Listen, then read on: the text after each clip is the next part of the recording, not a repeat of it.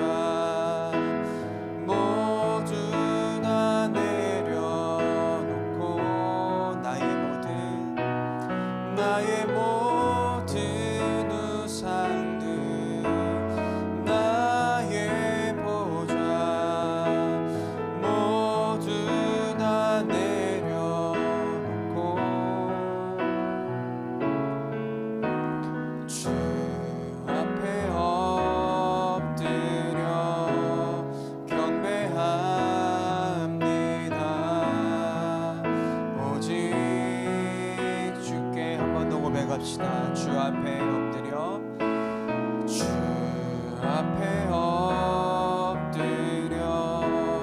경배합니다.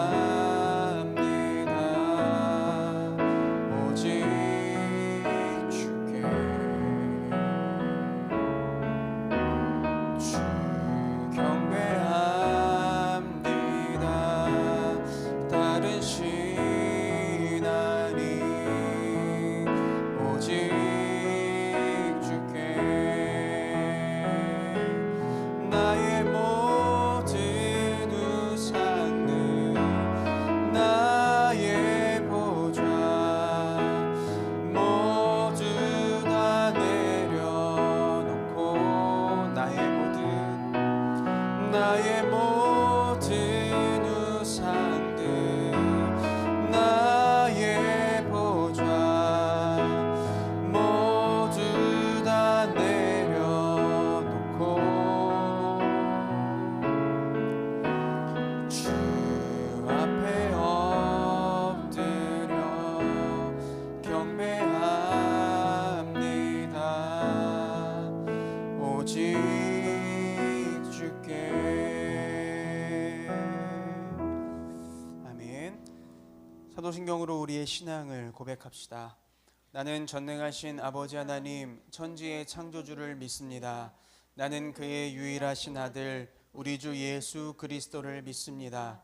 그는 성령으로 잉태되어 동정녀 마리아에게서 나시고 본디오 빌라도에게 고난을 받아 십자가에 못 박혀 죽으시고 장사된 지 사흘 만에 죽은 자 가운데서 다시 살아나셨으며 하늘에 오르시어 전능하신 아버지 하나님 우편에 앉아 계시다가 거기로부터 살아있는 자와 죽은 자를 심판하러 오십니다.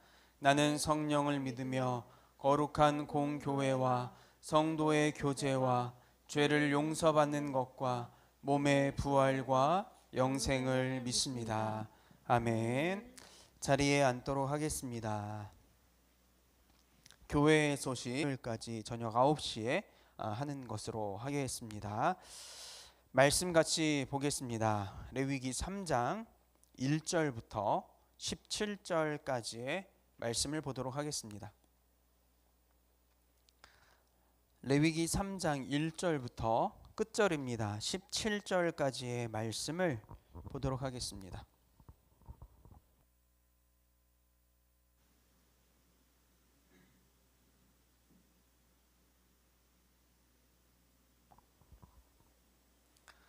제가 한 절 읽고 또 여러분들이 한 절 읽고 1절부터 17절까지 한 절씩 교독하도록 하겠습니다.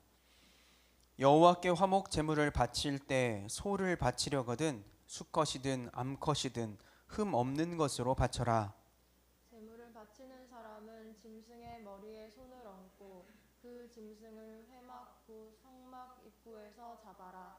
그러면 아론의 자손인 제사장은 그 피를 제단 둘레에 뿌려라. 제물을 바치는 사람은 화목 제물 가운데서 내장을 덮고 있는 기름과 내장 주변에 있는 모든 기름을 여호와께 불로 태워드리는 화제로 삼아라. 곧 두 콩팥과 그 둘레에 있는 허리 부분의 기름과 콩팥과 함께 떼어내야 할 간의 껍질 부분을 제물로 삼아라. 그러면 아론의 자손인 제사장은 그것들을 제단에 피운 장작불 위에 놓인 번제물 위에 올려놓고 불태워라. 그것은 화제이며 그 냄새가 여호와께 향기로운 제물이 된다. 여호와께 화목 제물을 바칠 때 양이나 염소를 바치려거든 수컷이든 암컷이든 흠 없는 것으로 바쳐라. 제물을 바치는 사람이 양을 바치려거든 양을 여호와 앞에 가져가거라. 그리고 제물을 바치는 사람은 양의 머리에 손을 얹은 다음 회막 앞에서 양을 잡고 아론의 자손인 제사장은 그 피를 제단 둘레에 뿌려라. 제물을 바치는 사람은 화목 제물 가운데서 기름 곧 등뼈에서 가까운 곳에서 잘라낸 꼬리 전체와 내장을 덮고 있는 기름과 내장 주변에 있는 모든 기름과 두 콩팥과 그 둘레에 있는 허리 부분의 기름과 콩팥과 함께 떼어내야 할 간의 껍질 부분을 여호와께 바치는 화제의 제물로 삼아라. 그러면 제사장은 그것들을 제단 위에서 태워 바쳐라. 그것이 여호와께 바치는 화제이다. 화목 제물을 바치는 사람이 화목제의 제물로 염소를 바치려거든 그 염소를 여호와 앞에 가져가거라. 그리고 나서 염소의 머리에 손을 얹은 다음 회막 앞에서 염소를 잡아라. 그러면 아론의 자손인 제사장은 그 피를 제단 둘레에 뿌려라. 제물을 바치는 사람은 화목 제물 가운데서 내장을 덮고 있는 기름과 내장 주변에 있는 모든 기름을 여호와께 바치는 화제로 삼아라. 두 콩팥과 그 둘레에 있는 허리 부분의 기름과 콩팥과 함께 떼어내야 할 간의 껍질 부분을 제물로 삼아라. 제사장은 그것들을 제단 위에서 태워 바쳐라. 그것이 화제이며 그 냄새가 여호와를 기쁘시게 한다. 모든 기름은 여호와의 것이다. 같이 봅니다. 이것은 너희가 어디에 살든지 지금부터 지켜야 할 규례이다. 너희는 기름이나 피를 먹지 마라. 아멘.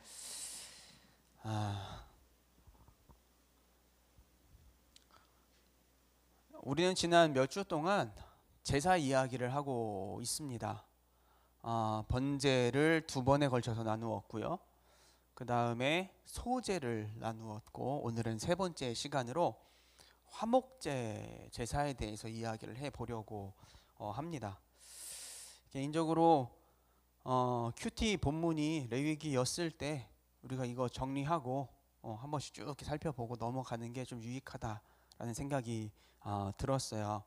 여러분이 늘 이제 말씀을 이제 읽으면서 느껴지는 거겠지만 뭐 알 수도 없고 조금 잔인하게 느껴지기도 하고 우리에게는 되게 낯선 어떤 형태의 행동을 이야기하는 이 말씀들 속에서 굳이 내가 이걸 뭐 알아야 할까 싶을 수 있겠지만 그 옛날에 인간의 죄의 참혹함과 그 무거움이 이 말씀 속에 담겨져 있는 거, 이 행위 속에 담겨져 있는 거죠. 나 대신에 죽어야 될 동물이 어떻게 죽는지 그 당시 사람들은 이런 행동들을 하면서 실감나게 경험을 했을 거예요.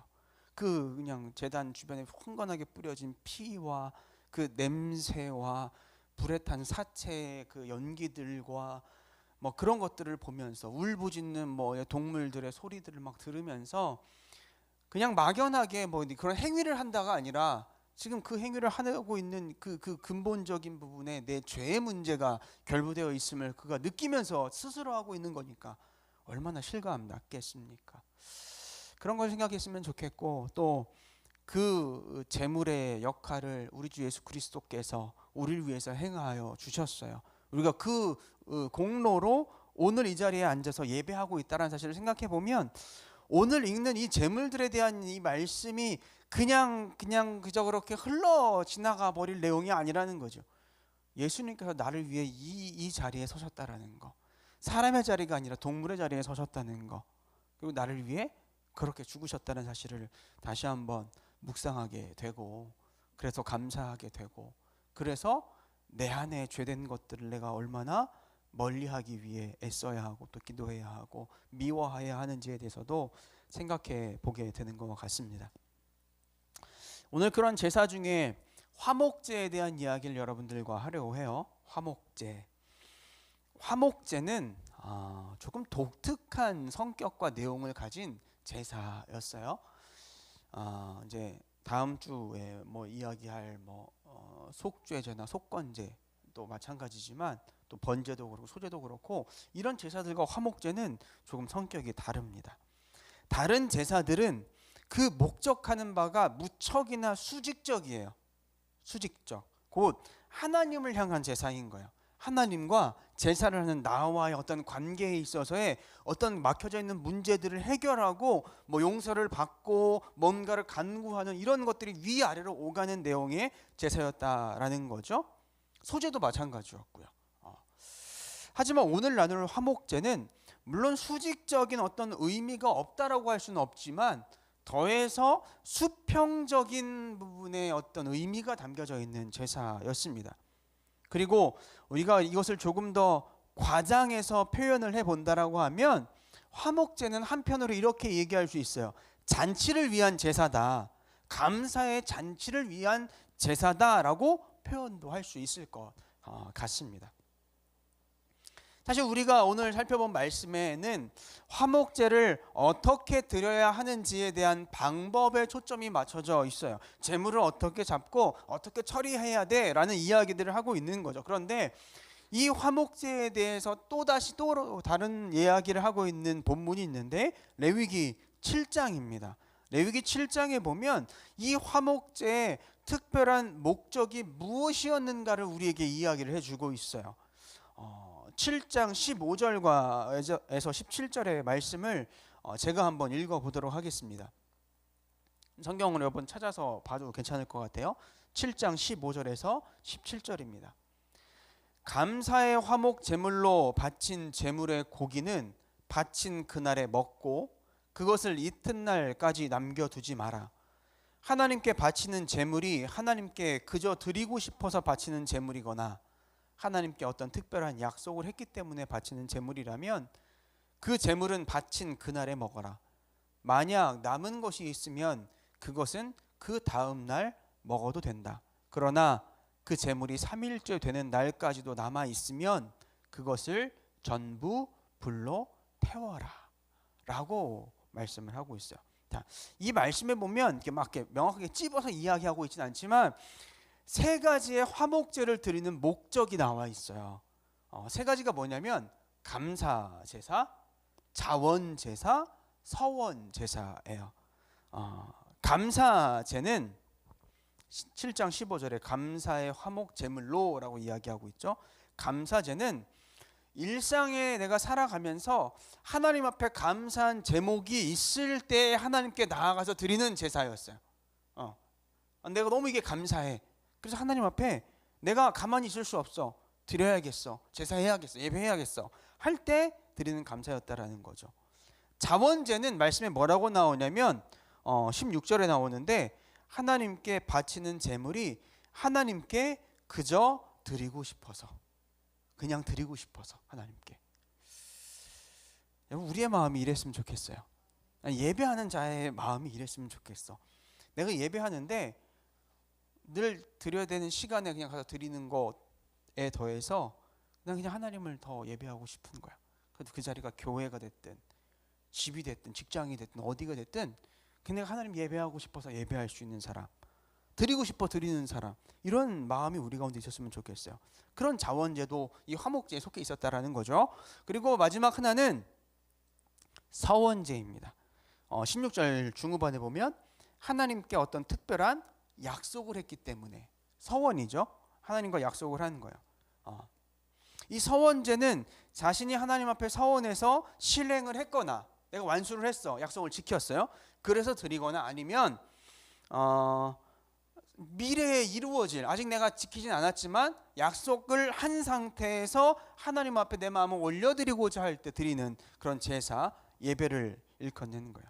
그래서 제사하는 사람은 이런 세 가지의 목적에 따라서 화목 제사를 하나님 앞에 드렸는데, 이 제사는 단독으로 드리는 제사가 아니었어요. 화목제를 드리려면은 소제에서도 이야기했던 것처럼 번제, 소제, 화목제를 같이 드렸다는 거지. 그래서 어떤 자료들에 보면 제사하는 사람이 화목제를 드릴 때 예를 들어서 양으로 번제를 드리고 곡물로 소제를 드리면서 함께 소를 잡아서 화목제를 드렸다는 거예요. 5절의 말씀을 보면 이렇게 나옵니다. 그러면 아론의 자손인 제사장은 그것들을 제단에 피운 장작불 위에 놓인 번제물 위에 올려놓고 불태워라 라고 말씀을 하고 있어요. 이 말씀에 보면 지금 이 화목 제사에 대한 이야기를 하고 있는데 어떻게 표현이 되어 있냐면, 이미 그 화목 제물을 올려야 될 제단 위에 제물이 이미 올라가 있다라는 거예요. 먼저 올라가 있는 제물이 있다라는 거죠. 다른 제물이 올라가 있으니 그 위에 다시 화목 제물의 제물을 올려놓고 같이 태워 올려라 라고 말씀하고 있다라는 거죠. 번제를 이야기하는 거예요. 번제를 드리고 그 위에 화목 제물을 더해서 드렸다라는 거죠. 그리고 이렇게 중첩해서 드리는 이유는 아마도 이 화목제가 하나님을 향한 수직적, 아까 얘기했던 것처럼 수직적인 제사이기보다 조금 뒤에 이야기하겠지만 비교적 수평적인 의미를 가진 제사였기 때문에 어차피 제사하는 거니까 하나님 앞에 제사하고, 그리고 화목제도 함께해서 이제 화목제의 의미도 같이 나누고 하려고 이렇게 겹쳐서 드렸다라고 보면 좋을 것 같아요. 자, 이런 화목제의 특징을 오늘 몇 가지를 좀 나누어 보려고 합니다. 첫 번째로 화목제는 제물에 있는 기름에 특별한 관심을 가지고 있다는 사실을 우리가 보게 됩니다. 오늘 말씀을 읽어보면 기름에 대한 이야기가 많이 나와요. 이제 화목제도 그렇고 속죄제, 속건제도 그렇긴 한데 어쨌든 기름에 대한 이야기가 많이 나옵니다. 어디에 기름, 어디에 붙은 기름, 이런 것들 막 이야기한다고요. 우리가 이미 이제 살펴보았던 이 번제와는 조금 다르게 화목제에서는 기름을 강조하면서 하나님께 그 기름을 온전히 바쳐서 태워야 한다라고 이야기를 해요. 소를 바칠 때도 그렇고 양을 바칠 때도 그렇고 염소를 바칠 때도 그래요. 특별히 모든 화목 제물의 그 내장 주변에 있는 기름과 복부의 기름을 다 거두어서 다 떼내서 그거 태워드려야 된다라고 이야기한다라는 거죠. 그리고 특이한 것은 9절에 나옵니다. 양을 바칠 때에는 양의 꼬리를 잘라서 바치라는 거예요. 양의 꼬리도. 여러분, 이건 좀 이제 배경이 필요한 이야기인데 팔레스타인 지역에 서식하는 양들의 특징이 있다고 해요. 그 특징은 이 양들이 꼬리에 기름을 채운다는 거예요. 비유를 하면 소도 꼬리가 있고 염소도 꼬리가 있지만 소나 염소의 꼬리는 우리가 이제 소 꼬리곰탕 같은 거 생각하면 이제 쉬울 텐데 살코기예요. 근육이란 말이야. 고기란 말이지. 그런데 팔레스타인의 양은 꼬리에 기름을 채운대요. 그래서 꼬리가 막 이렇게 비대하기까지 하대요. 그런 특징을 가지고 있다라는 거예요. 그 이유는 낙타가 오랜 여정을 버티기 위해 등에 기름을 채워서 이렇게 혹처럼 달고 다니는 것처럼 이곳의 양들도 그런 의미를 가지고 이런 꼬리의 특징을 가지고 있다라는 거죠. 그래서 말씀은 기름에 초점 맞춰져 있기 때문에 그 기름이 저장되어 있는 이 꼬리, 양의 꼬리도 잘라서 태워 바쳐야 된다라고 말씀을 드렸다라는 거죠. 했다라는 거죠. 그러면 왜 말씀에 이처럼 기름을 강조하는 거냐? 혹자가 이것을 보면서 뭐 이런 이야기를 합니다. 기름이 가장 맛있잖아요 라고 이야기하기도 하고, 어떤 사람은 기름 부위가 인체에 유익하지 않은 뭐 콜레스테롤이 어떻고 저쩌고 막 이 얘기를 하는데, 지방은 맛이 있지도 않거니와 콜레스테롤이라는 개념도 현대 과학에서나 나온 이야기잖아요. 그렇죠? 오히려 하나님께서 제사의 규례로 기름에 대한 소유권을 이처럼 강조해서 주장하신 것은 기름이 고대에 있어서 부와 풍요의 상징이었고 힘의 근원으로 사람들이 인식하고 있었기 때문에 그런 거예요. 이 말은 제사하는 사람은 그 제물에 담겨져 있는 기름을 하나님 앞에 드리면서 내 모든 풍요와 힘의 근원이 누구라고? 하나님이시라고 고백을 하는 거예요.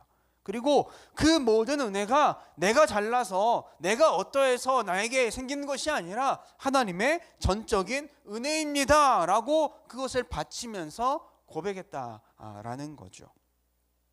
곧 앞서서 나누었던 이 화목제의 세 가지 형태의 제사와 같이 감사한 일들을 베푸신 하나님, 또 서원한 것을 이행하도록 또 서원할 수 있도록 역사하신 하나님, 그리고 일상에 늘 함께 하시는 하나님 앞에 그 모든 것이 하나님의 은혜이고 능력이었음을 고백하는 거예요. 뭐로?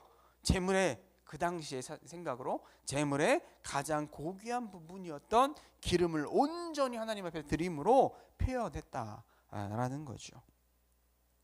여러분, 우리도 하나님 앞에 이런 마음으로 예배할 수 있었으면 좋겠어요.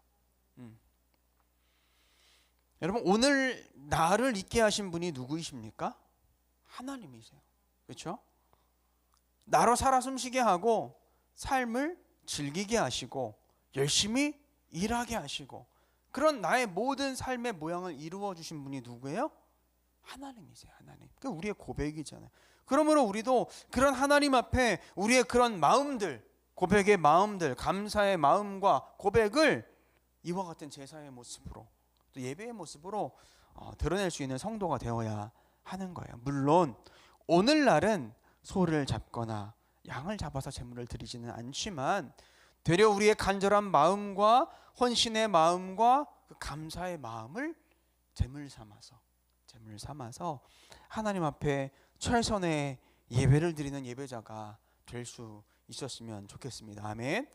두 번째로 말씀에 보면 기름에 더해서 콩팥과 같은 이 뱃속에 있는 기관을 강조하고 있어요. 콩팥, 간, 이런 것들을 막 이야기하죠. 여러분, 이 콩팥이나 간 등에 대한 것은 앞서 이야기한 기름과 연관이 되는 이야기예요. 간단히 이야기한다면 이런 부위는 그 당시 사람들이 어떤 생각을 했냐면 나의 마음과 연결되는 거다라고 생각을 했어요. 내 콩팥, 내 간 이런 것들은 내 마음과 연결되어 있어, 내 마음이 거기에 담겨져 있어 라고 생각을 했었거든요. 그래서 고대에는 이런 기관을 가지고 점을 쳤잖아. 이제 영화나 이런 것들을 보면 전쟁에 나아갈 때 그 왕이 이제 점술가한테 점치라고 하면 어때요? 막 소를 가르고 어떤 동물을 갈라서 내장 기관을 막 꺼낸 다음에 해집은 다음에 점을 치잖아요. 그런 고대의 생각들이 다 담겨져 있는 거예요. 왜? 그 당시 사람들은 뱃속에 마음이 있다고 생각을 했거든. 그런 장기 속에 마음이 있다고 생각을 하는 거예요. 그래서 하나님께서는 우선적으로 이런 미신과 우상을 행하는 부위를 미연에 태워 없애고자 하시는 의도가 담긴 것 같아요. 가만히 생각을 해보면 그런 의미가 있는 것 같고, 조금 더 유연하게 생각해 보자면 하나님 앞에 무엇을 드리는 거예요? 그 당시의 세계관으로 하면 내 마음과 내 생각과 내 모든 감정까지 드리겠다는 거거든. 이게 내 재물에 나를 투영하는 거니까 그렇게 내 모든 것을 드리겠습니다라는 고백으로도 볼 수 있는 거죠. 여러분, 우리의 예배는 준비된 예배여야 함이 당연하지만 그 준비라는 것은 내 형편과 상황과 마음을 숨기고 왜곡해서 받으시는 하나님 앞에 꾸며서 드리라는 이야기가 아니에요. 그렇죠? 괜찮은 것처럼, 아무 문제 없는 것처럼 내 삶을 꾸며서 하나님 앞에 보세요, 저 괜찮죠? 받을만 하시죠? 라고 해서 드리는 게 아닙니다. 오히려 있는 그대로 가감없이 하나님 앞에 나아가는 것이 하나님 보시기에 기뻐하시는 준비된 마음임을 잊지 않았으면 좋겠습니다. 그런 면에서 오늘의 우리는 너무 많은 것에 신경을 쓰고 있는 것 같아. 예배를 함에 있어서도, 예배를 드리면서도 사람들의 시선에 자꾸 관심을 가지려고 하고요, 어떤 사람들의 관심에 내가 신경을 쓰고요, 그들의 평가에 관심을 가질 때가 너무너무 많아요. 우리처럼 작은 공동체를 이루었을 때는 오히려 그게 덜할 수도 있을지 모르겠어요. 근데 규모가 커지면 커질수록 더 그래. 저 사람들이 나를 어떻게 생각할까를 더 생각을 한다라는 거지. 하나님께서 나를 어떻게 생각하실까 보다도 다른 사람의 날 향한 시선에 더 신경을 쓰게 되더라는 거죠. 그러면서 어떻게 해요? 자꾸 내 보이는 모습, 있는 모습 그대로를 숨기는 거야. 꾸미는 거죠. 하나님 앞에 예배하겠다면서도 하나님이 아닌 사람들을 보면서 자신을 숨기고 심지어 하나님 앞에서도 그러는 거예요. 그러나 하나님 앞에 나와 예배하는 사람의 제일 중요한 자세는 여는 거예요. 기본이야 이게. 여는 거지. 오픈하는 거예요. 마음을 열고 생각을 열고 감정까지도 다 오픈하는 거예요.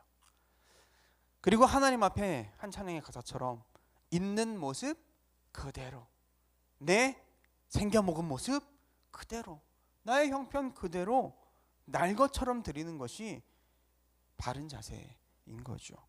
그럴 때 하나님께서는 예배하는 우리의 마음에 들어오시고 그 마음을 어루만지시고 치유하시고 회복하시고 온전케 해주시는 줄로 믿습니다. 또한 그렇게 되면서 이제 뒤에서 나눌 그 수평적인 관계에 있어서도 진실되고 회복이 있을 수 있도록 역사하시는 줄로 믿습니다. 여러분, 우리가 우리의 마음을 닫고 괜찮은 것처럼 꾸민다고 꾸며지는 게 아니에요. 또 그렇게 한다고 문제가 사라지고 삶에 닥친 어려움들이 괜찮아지는 게 아닙니다. 그러므로 하나님 앞에서는 의사 앞에 선 환자와 같이 마음을 열고 전심으로 나아가는 모습이 중요함을 기억하는 우리 성도들 될 수 있기를 소망합니다. 세 번째 특징입니다. 세 번째는 나누어 먹는데 화목제의 특징이 있다라는 거예요. 이거 너무너무 중요한 부분이에요.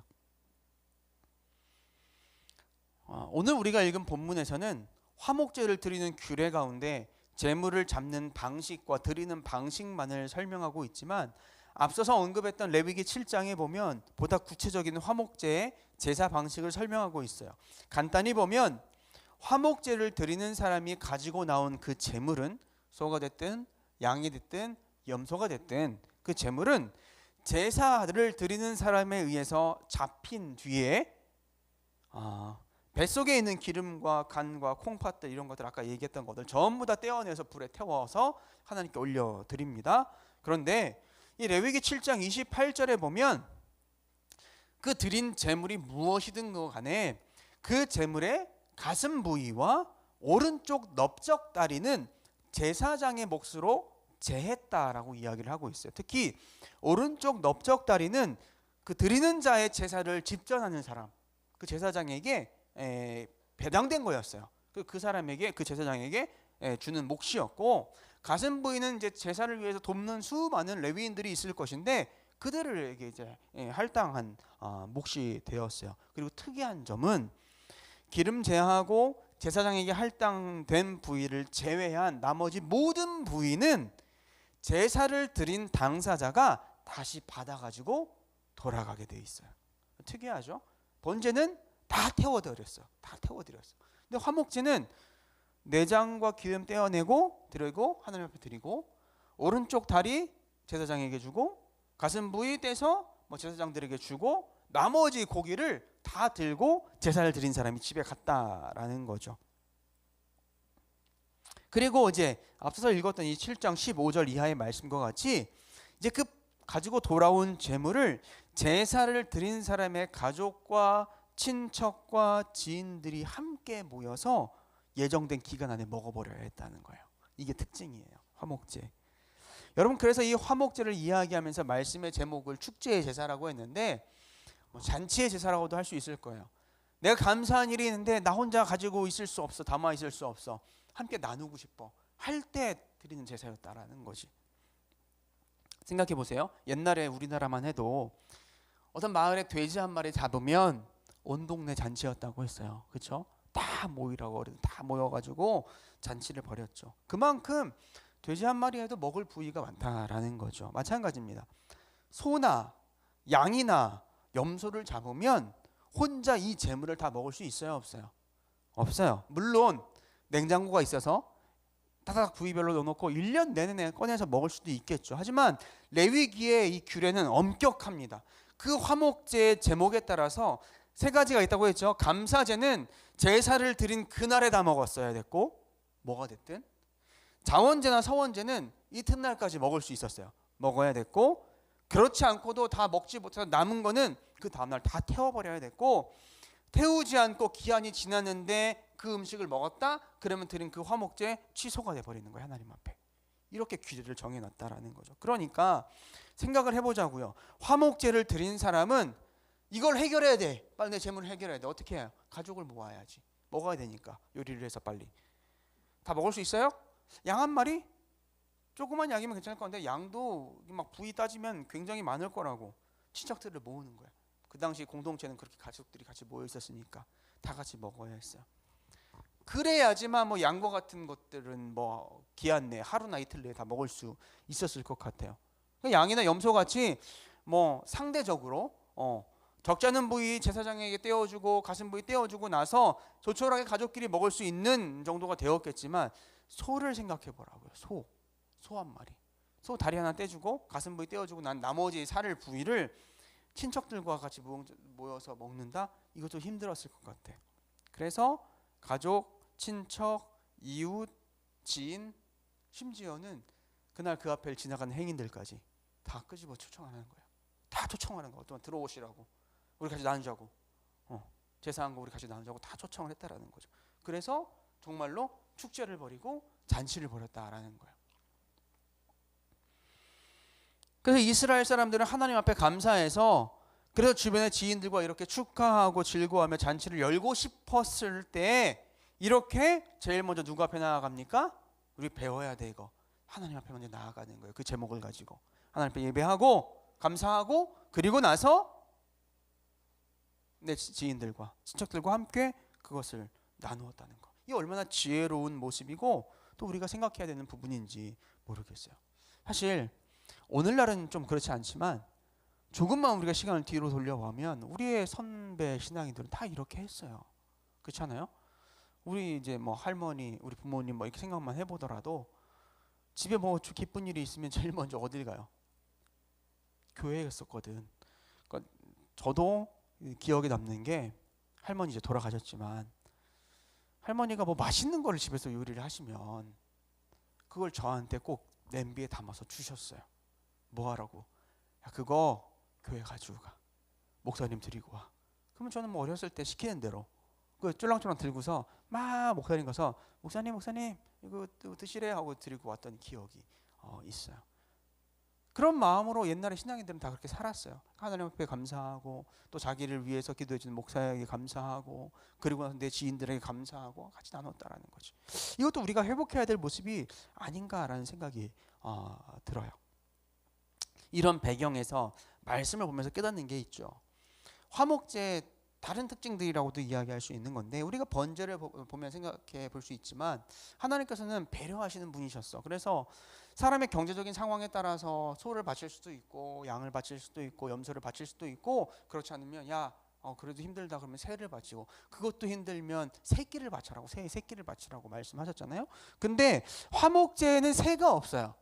그렇잖아요. 화목제에 드릴 수 있는 건 새가 없어요. 왜 없느냐? 앞에서 나눈 것처럼 이건 고기를 나눌 수가 없잖아. 고기를 같이 이렇게 서로 공유할 수가 없는 거예요. 나눠 먹을 수가 어렵기 때문에 새가 없는 거죠. 그리고 번제에서는 말씀 자세히 읽어보면 나오지만 소나 양이나 염소를 드리되 흠이 없는 수컷으로 드리라고 했거든. 수컷으로. 그런데 화목제에서는 흠 없는 것이면 수컷이 됐든 암컷이 됐든 다 드릴 수 있었어요. 다. 그 이유도 같이 나누어 먹게 되는 제물을 수컷으로만 하면, 이 당시에 수컷은 씨를 퍼뜨리기 위한 용도로 쓰였거든요. 그러니까 그것들을 잡아다가 소비를 해버리면 아무래도 문제가 생기니까 하나님이 이분도 배려하시는 거죠. 암컷도 상관없으니까 흠 없는 것으로 가지고 나와서 감사하고 나누어라라고 말씀을 하시는 거예요. 여러분, 당시에 사람들은 고기를 쉽게 먹을 수가 없었어요. 그렇죠? 뭐 이건 충분히 우리가 다 아는 내용이에요. 특별한 경우가 아니면 고기를 구할 수도 없었고, 그리고 당시에 대부분은 뭐 이스라엘이 됐든 다른 고대 근동 지방이 됐든 다 제사 후에 나온 고기들만 그들이 구할 수 있었거든요. 그래서 우리가 신약 성경에 보면 사도 바울 당시에 고기를 먹는 문제로 막 갈등을 했던 이야기가 나오잖아. 신앙인인데 내가 고기를 먹어야 됩니까? 먹지 않아야 됩니까? 라고 막 고민을 했다는 거지. 그러면 그 고민을 한 사람이 채식주의자이기 때문에 그런 이야기를 했던 게 아니에요. 당시에 유통되는 고기의 대부분은 이방 신상에게 제사를 드리고 난 다음에, 오늘처럼 드리고 난 다음에 나온 것들이 유통이 되었다고. 그렇지 않고 도살을 할 수가 없었어요. 그러니까 그리스도인들의 입장에서는 내가 지금 살 수 있는 이 고기가 분명 하나님이 아닌 우상에게 절하고 드려졌던 고기인데 이걸 내가 먹어도 됩니까 안 됩니까 가지고 갈등을 했던 거거든. 그런 상황이었다고 고대에는.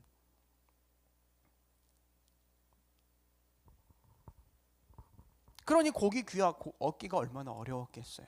그렇죠?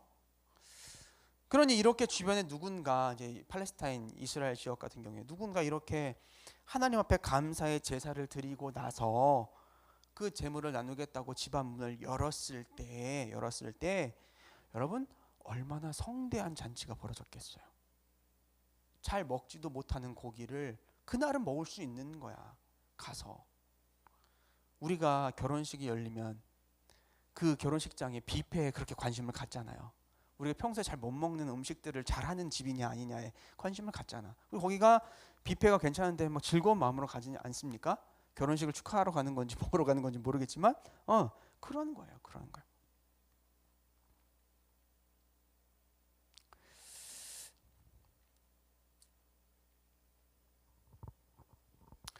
우리가 이 말씀을 보면서 좀 우리의 좀 오늘날 우리의 모습들을 조금 좀 돌아볼 수 있었으면 좋겠어요. 오늘 우리는 이런 잔치의 문화와는 조금 동떨어진 삶을 살아가고 있습니다. 그렇죠? 과거에 비해서 나의 기쁨을 다른 사람들과 이렇게 나누고 쉐어하고 나누고 이렇게 공유하는 데 있어서 옛날에 비해서 상대적으로 인색해져 있고 또 다른 한편으로는 그런 나의 상황에 대해서 상대방이 어떻게 생각할까를 걱정하면서 좀 너무 소극적인 것 같다는 생각이 들더라고요. 그러나 오늘 우리가 이 말씀 속에서 분명히 깨닫게 되는 것은 무엇이었냐면 우리의 삶에 있어서의 감사는 제일 먼저 하나님 앞에 드리는 거다. 이건 당연한 것이고 어떤 모양이 되었든 우리가 성도라면 그 모든 일의 배후에 역사하시고 은혜 베푸신 분이 하나님임을 고백하니까 그러니 당연히 가장 먼저 하나님 앞에 감사의 고백과 예배로 나아가는 것이 당연한 거예요. 그리고 더해서 그 고백과 감사는 하나님에게서 그리고 내 안에서 끝날 것이 아니라 좁게는 공동체 안에서 간증되어지고 축제로 이어져야 하고 할 수 있는 한 내 주변에서 같이 즐거워할 수 있는 이슈로 만들어야 하는 것이 좋지 않을까라는 생각도 해보게 돼요. 그래서 보면 옛날의 성도들은 집안에 무슨 일이 있거나 했을 때 나누려고 했다고. 그러니까 음식을 나누는 것도 중요하지만 그 제목들을 나누려고 했다는 거예요. 나에게 이런 감사가 있다라는 거죠. 이런 거 우리가 좀 회복했으면 좋겠어요. 근데 점점 우리가 이기적이 되어가고 개인주의가 되어가니까 뭐 이런 일이 없다 보니까 목사인 나도 성도들 가정에 무슨 일이 있었는지를 한참 지나서 우연히 이야기하다가 그랬어? 라고 알게 되는 경우들이 너무 많잖아요. 근데 하나님께서는 이걸 숨기길 원하지 않으셨어요. 하나님 앞에 있는 그대로 감사하며 가지고 나오길 원하셨고 그것을 옆에 있는 지체들과 기쁨으로 나누길 원하셨어요. 여러분 보세요. 내가 화목제물을 드렸고 그걸 가지고 이제 나누는 잔치를 벌였어요. 막 초대를 했어. 소를 잡았단 말이야. 이거 오늘 다 먹어야 돼. 오늘 다 먹어야 돼. 막 그래서 주변 사람들 초대했어요. 초대하면 무슨 일이 벌어질까요? 먹으러 온 사람들이 물을 거 아니야. 이게 뭐냐고. 뭐 그 당시에 이 이스라엘 사람들 같은 경우는 이게 화목 제사를 드렸나 보다는 알 테니까 그럼 물을까 무슨 좋은 일이 있냐고 묻겠죠. 그러면 그 집전하는 사람이 나에게 이러이러한 제목의 간증이 있다고 하나님 이렇게 역사하셨고 혹은 드리고 싶었고 혹은 약속하고 서원하게 하셨고 그걸 이루게 하셨다라고 하면서 은혜의 간증을 나누겠죠. 그럼 어떻게 돼요? 그러냐고 서로 축하해주고 감사하죠. 그래서 끝납니까? 아니 사람이 그렇거든. 음식 앞에 있으면 안에 있는 걸 막 이야기하게 되어 있어요. 나도 해야겠다고 나도 이런 감사가 있다고 그런 감사의 고백이 또 상대방에서 막 터져 나오고 지나가는 행인이 왔다가 그거 먹고 가면서 나도 뭐 그런 감사를 해야겠다 하면서 막 고백하고 가고 이런 일들이 그 안에서 있지 않았겠습니까? 어쩌면 예배 한번 드리는 것보다 그런 장으로 펼쳐진 곳에서 하나님에 대한 간증이 고백되어지고 그것을 같이 나누고 즐기면서 그것을 서로 공유하고 나의 것도 또 나누고 하는 것들이 훨씬 더 큰 은혜의 장으로 펼쳐질 수 있지 않았을까 하는 생각도 해보고, 정말 그런 공동체 되었으면 좋겠다는 생각도 한번 해보게 됩니다. 여러분, 설교를 준비하면서 제사에 대한 이야기를 나누면서 이런 지금 나눈 이야기들이 목사가 말씀을 보면서 깨닫고 이제 묵상되어서 나누고자 한 이제 내용이죠. 여러분들도 오늘 말씀을 보면서 무엇인가 하나님께서 여러분들에게 깨닫게 하시고 또 알게 하시고 느끼게 하신 것들이 있을 거라고 생각을 합니다. 오늘 말씀의 부분에 있어서, 이 화목제의 부분에 있어서 그런 것이 있다고 한다면 여러분 실천했으면 좋겠어요. 내 안의 은혜를 내 안에 가둬놓지 말고 증거하는 자로, 나누는 자로 실천할 수 있었으면 좋겠습니다. 그래서 내 안에 있는 그 감사와 기쁨이 내 옆에 있는 사람의 감사와 기쁨이 될 수 있도록, 우리 공동체의 감사와 기쁨이 될 수 있도록. 그래서 우리가 기도할 때 고백하지만 우리가 예수 그리스도의 향기가 되게 해달라고 기도를 하는데, 여러분 어떻게 우리가 예수 그리스도의 향기가 될 수 있습니까? 여기에 앉아서 예배 잘 드린다고 우리가 예수 그리스도의 향기가 되는 게 아니에요. 그렇죠? 내가 예수 믿는다라는 사실을, 내가 예수 믿어서 내 삶에 이런 변화와 역사가 있다는 사실을 드러내야 되는 거거든. 그러니까 그러면 예수 믿지 않는 사람이 됐건 누가 되었든 그 이야기를 들었을 때, 그래, 저 사람은 하나님이라는 사람 존재를 믿어서, 예수라는 존재를 믿어서 저렇게 변화되었구나, 저런 일을 겪고 있구나, 나도 궁금하다, 내지는 부럽다, 내지는 나도 저러고 싶다라는 생각을 가질 수 있게, 이런 것들을 통해서 예수의 향기가 드러나는 거잖아요. 그런 모습들을 오늘 말씀을 보면서 조금 더 깨닫게 되는 것 같아요. 하나님께서는 우리가 그렇게 하나님 앞에 받은 은혜를 나누기를 원하시고, 또 그런 모습을 보면서 하나님 기뻐하십니다. 그렇게 나누는 그리스도인, 나누는 성도가 우리가 될 수 있었으면 좋겠고, 그로 말미암아서 내 가정을, 내 공동체를, 내 주변을 기쁨과 웃음으로 가득 채울 수 있는 그런 성도들 될 수 있기를 주의 이름으로 간절히 축원합니다. 같이 기도하도록 하겠습니다. 나눈 말씀을 가지고 같이 기도하겠습니다. 여러분, 하나님께서 자리에서 일어나도록 하겠습니다. 나의 영혼이 잠잠히, 우리 찬양합시다.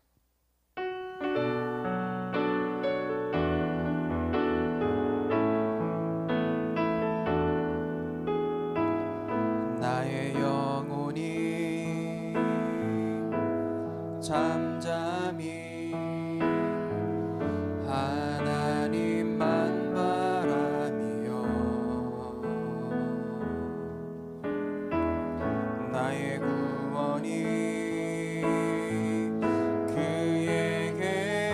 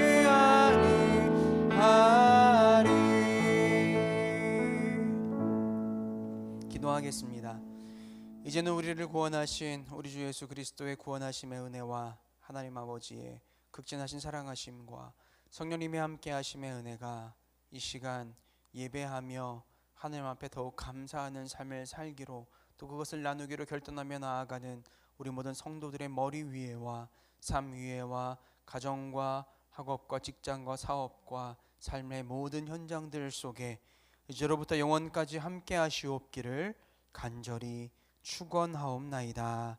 아멘.